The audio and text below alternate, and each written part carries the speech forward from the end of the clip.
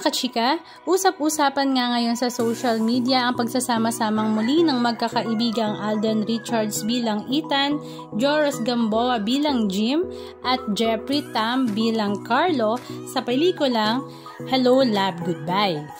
Halos mahigit isang linggo na nga sila ngayon sa Hong Kong at nagsisimula na nga silang mag-shoot para nga sa sequel ng Hello, Love, Goodbye kasama nga si Kathryn Bernardo. Pero this time ay sa Hong Kong pa nga lang ang shooting at sa kanilang tatlo pa nga lang umiikot ang kwento lalong-lalo na nga kay Ethan.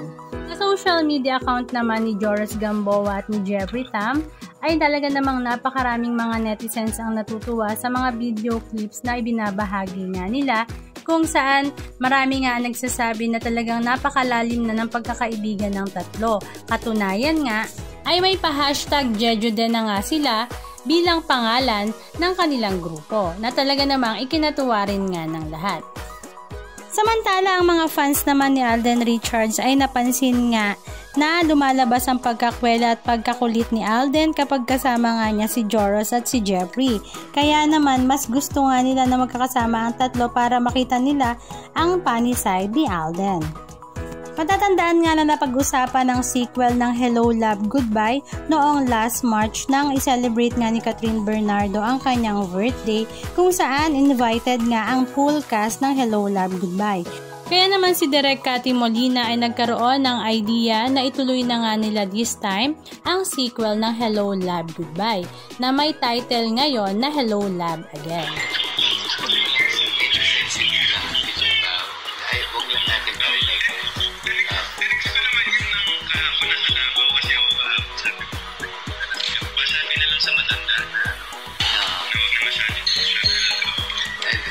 Tingnan mo, video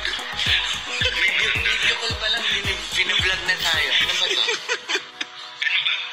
Gagamitin mo na naman kami kasi wala na mga royalty dun sa petition. Hindi, ngayon pwede na akong mag-down payment. Sige, hotel. Hindi mo lang kung sige. Kasi, hihintay ko kayo magpalit ako ng kondo. We are back. Sige, Jodel! Na-miss nyo ba yung Hong Kong pare? Naman. Ha?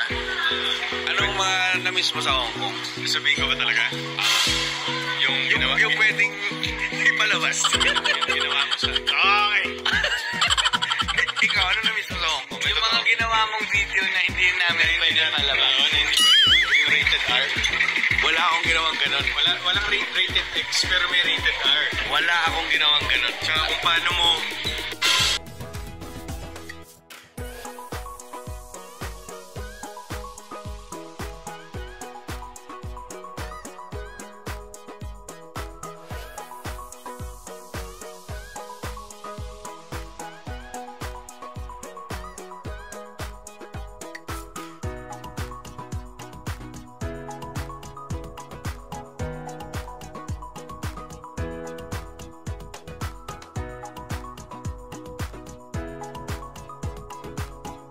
Anong masasabi nyo mga kachika? Just comment down below. And please don't forget to subscribe.